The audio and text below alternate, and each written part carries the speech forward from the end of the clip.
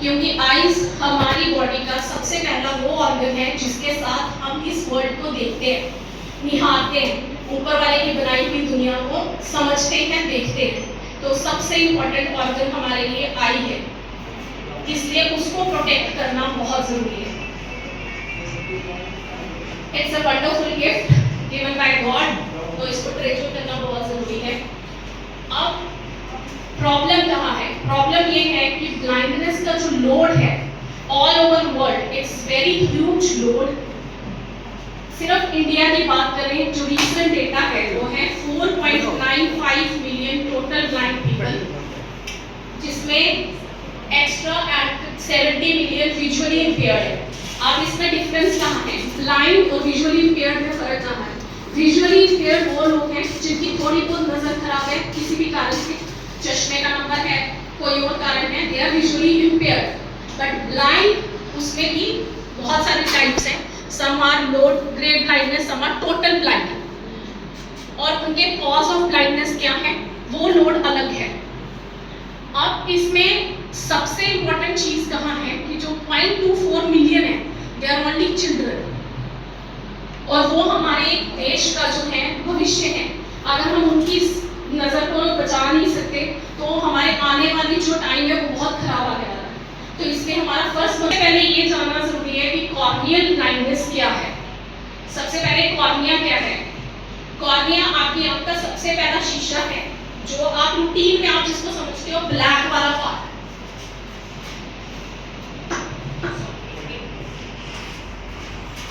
But usually it is transparent, ये काला या ब्राउन नहीं है, it is a transparent thing. ठीक है, काला और ब्राउन आपको जो अंदर से नजर आता है वो आपके आयरिस का कलर है। तो जो ट्रांसपेरेंट यूनिट है उसी वो आपकी सबसे पहला आंख का शीशा है लेमन लैंग्वेज में। नेक्स्ट आपका लेंस और रेटिना, जिससे आपकी नजर बनेगी। अब कॉर्नियल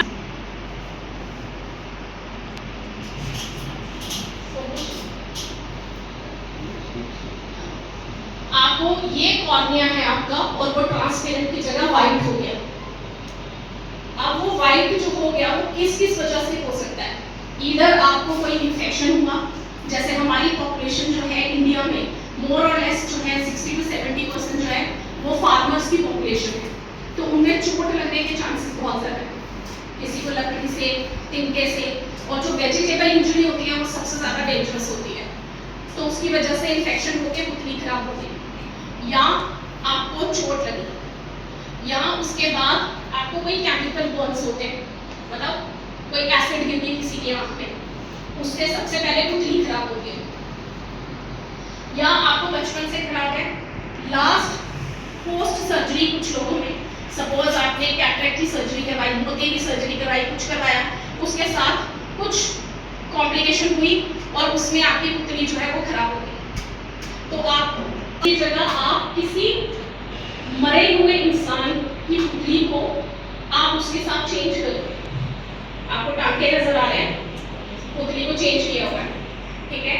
तो ये जो डोनेशन होती है, it is after death donation, it is not a life donation. Life donation समझ में आता है कि जो आप जीते जी डोनेट कर सकते हो। जीते जी डोनेशन होती है आपके ब्लड की, ठीक है, या आप लीवर डोनेट कर सकते हो, किडनी डोनेट कर सकते हो, ठीक है। लेकिन आई इज आफ्टर डेथ, तो उसके लिए आफ्टर डेथ अगर किसी ने प्लेज किया है, ऐसा नहीं है कि आप किसी की भी निकालोगे, आपने प्लेज किया है कि आप डोनेट करना चाहते हो, या आफ्टर डेथ आपकी फैमिली जो है वो प्लेज वो सोचे कि हम डोनेट करना चाहते हैं। अगर इंसान ने भी प्लेज किया है या फैमिली भी सोचे, तब भी फैमिली की उसके रजामंदी के साथ ही जो डॉक्टर्स हैं या टीम है वो आपका कॉर्निया या आई ले सकते हैं, जबरदस्ती कोई नहीं ले सकता। तो सबसे पहली चीज इंपॉर्टेंट है आपका प्लेज करना कि आपने खुद प्लेज किया। दूसरा, अपनी फैमिली को एजुकेट करना कि मैंने प्लेज किया है, in case there is something, तो आपको नियरेस्ट आई बैंक को कॉल करना है और मेरी डोनेट करनी है, ठीक है।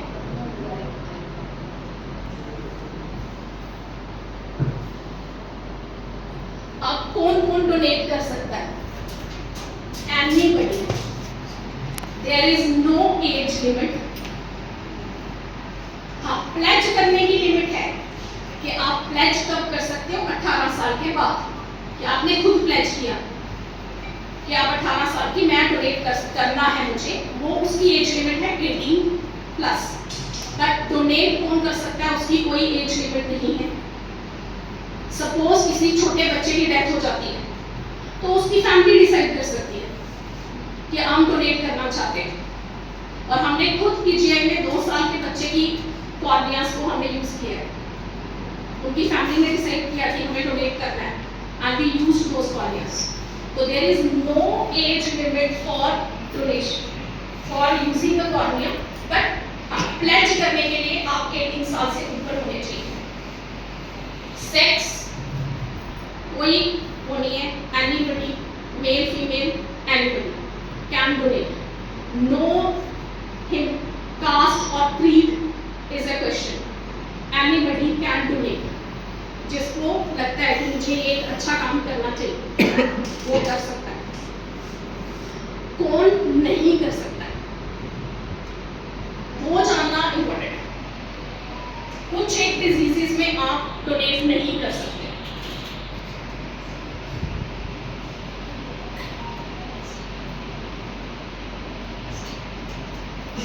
कुछ एक डिजीज ये सबको पता है जो मतलब इधर एड्स, HIV और कुछ एक अनरिकॉग्नाइज्ड न्यूरल डिजीजेस जिनका ओरिजिन हमें नहीं पता है, लाइक क्रेट्सफेल्टर डिजीज और अदर डिजीज जिनका ओरिजिन नहीं पता है, उनमें हम नहीं कर सकते। रेबीज में नहीं कर सकते।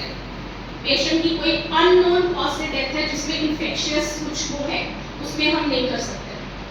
Otherwise I is the single organ जो कॉर्निया जो है particular it is an avascular organ, मतलब इसमें ब्लड वेसल्स नहीं है। तो आपको इसको ग्रुप मैच, HBO मैच कुछ भी फैमिली ने सोचा कि हमें कि वो हर्ट नहीं होनी चाहिए।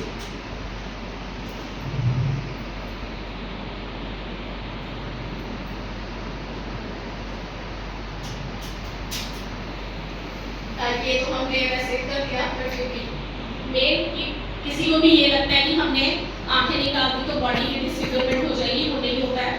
और आजकल पर्टिकुलरली देयर आर थिंग्स कि आप पूरी आंख भी मत निकालो, क्योंकि हम जो यूज करते हैं हम सिर्फ उतनी यूज करते हैं, पूरी आंख यूज होती नहीं।